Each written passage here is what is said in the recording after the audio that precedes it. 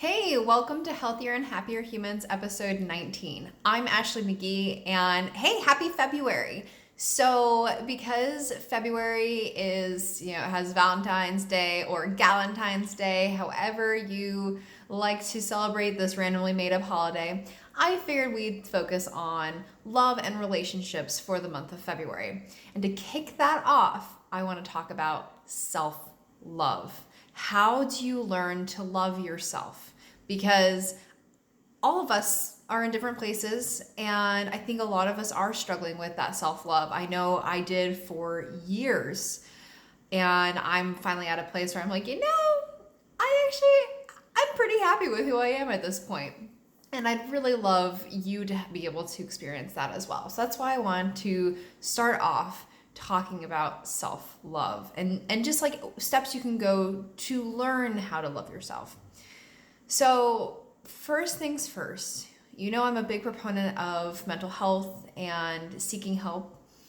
I'm going to throw therapy out there. If you are struggling with self-love, I highly encourage you to seek out therapy, because so often there is trauma or even just like things that someone said to you when you were a kid that you've held on to, and now that is driving how you feel about yourself. And it can be things that we don't even realize are affecting our lives in a major way. And that's where therapy can be really, really beneficial, helping you work through that and figuring out, what are your roadblocks, what are your triggers, what are these things that are holding you back and you don't even realize it. So that's the first tip I have for you, is therapy. Second, again, if you've been following me for a while, you know that this is one of my favorite things: positive daily affirmations. Yes, I'm probably going to sound like a broken record, but I bring it up because I really believe in it.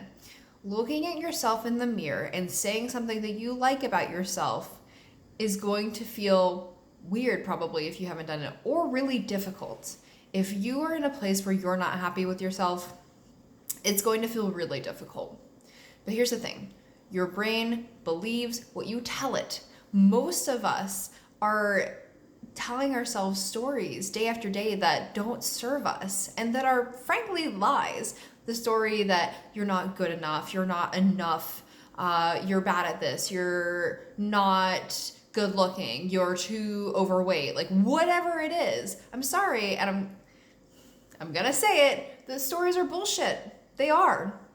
And I want more for you. So how would you overcome this? First of all, you catch yourself in those stories when you feel yourself thinking those thoughts. Nope, not today. Like, I acknowledge that that's a thought I had, but not today. And then you replace it with a positive thought. So you're saying, let's say you're saying, I'm too overweight, no one's ever gonna love me.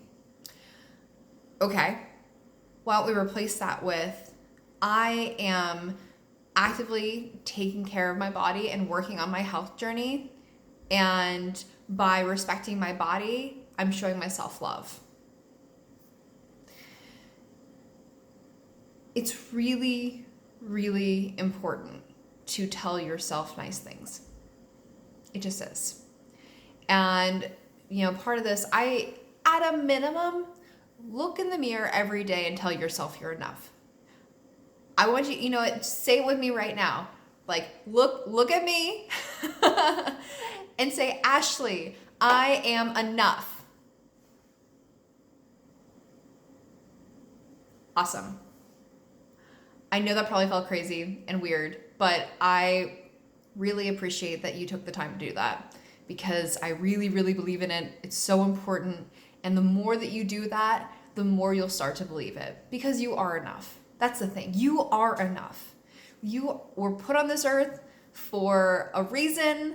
And I, like, regardless of like what your faith background is or whatever, but I do believe that all of us have unique gifts and skills and reasons that we're supposed to be here. And I believe that for you. And so I really want to help you realize that you're amazing. Okay.